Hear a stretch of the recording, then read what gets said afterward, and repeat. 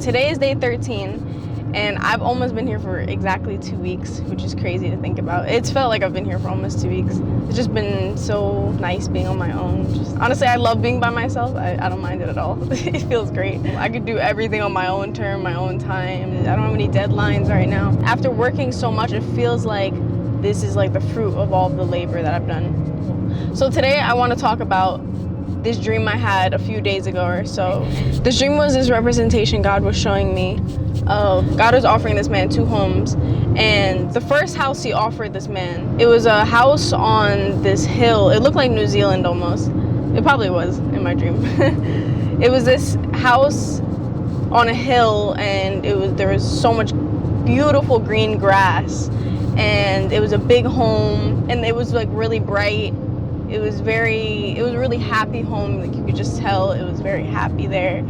And God said to him, you can have this home, but you're gonna have to cut the grass every morning because the grass is so fertile.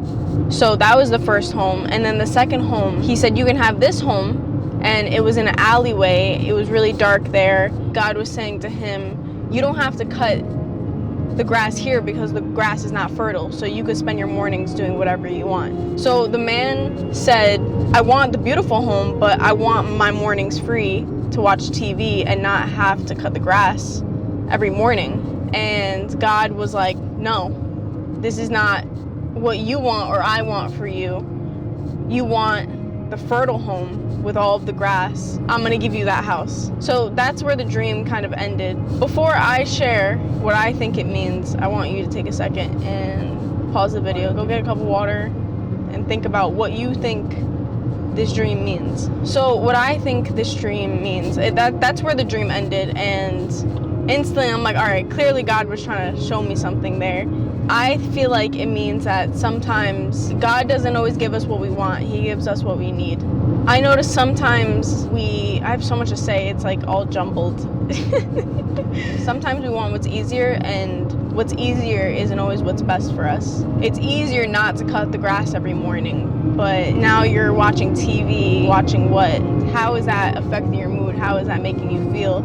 Starting off your morning with such a strong start, like cutting grass, that 100% will boost your mood rather than just watching TV and sitting down. I think that God designed us not to be lazy. The world has made it very easy for us to be lazy, to just not want to do anything, to watch TV all day and just sulk and be sad. Sometimes it's so easy to just do nothing and be sad. And it's hard to get out there and actually do something at times. For example, me taking this trip to New Zealand. I know it's like, from your guys' view, it sounds amazing. It's like, oh my God, once in a lifetime. Yes, 100% amazing, once in a lifetime. But I've never done something like this on my own. This is freaking scary.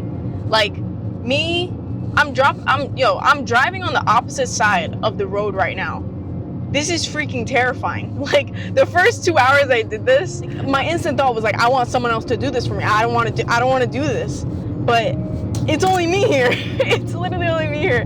So it's like, what am I gonna do? Like, go back home? I'm like a 17-hour flight away from home. I have to figure this out. And I eventually figured it out, and I feel very comfortable doing it now. But it's things like that where God wants us to get out of our comfort zone, and it's so comfortable to just do nothing. It's so comfortable to just do nothing, and God wants us to not be lazy.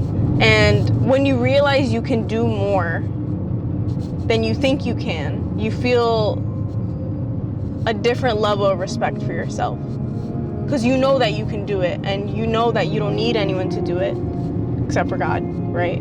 But you don't have to rely on one person to be like, oh, I wish this person was here to do this for me, or oh, I need this person for X, Y, and Z. You can just go and do things on your own. And not independent in the sense of like, yeah, I'm independent freaking female, whatever. No, I'm not talking about that. I'm talking about that I don't have to depend on anyone, whether it be man, woman, mom, dad, friends, depending on anyone. It will help me learn how to do things on my own. I could go to the store on my own, do my taxes on my own, I could rent a car on my own. There comes a point where, we have to let go of those things. If we don't let go, we we stay on forever, then we become that 40-year-old in our parents' basement that still cooks for us, cleans for us, does our laundry. And I don't know about you, but that's not the life I want for myself. So how I really felt about that dream is just that God does not want us to be lazy. He wants us to be where the fertile land is and not where the dry land is. Even though it's easier to be where the not fertile land is and not cutting the grass, He wants us to be somewhere where we're productive and moving and going forward. I feel like so many people are gonna have so many different interpretations of this dream, which is really cool because I've already shared it with some of my friends and my mom, and everyone has something similar to what I said, but everyone said something different. So I want your interpretation of this dream. Comment down below what you feel like God is saying through this.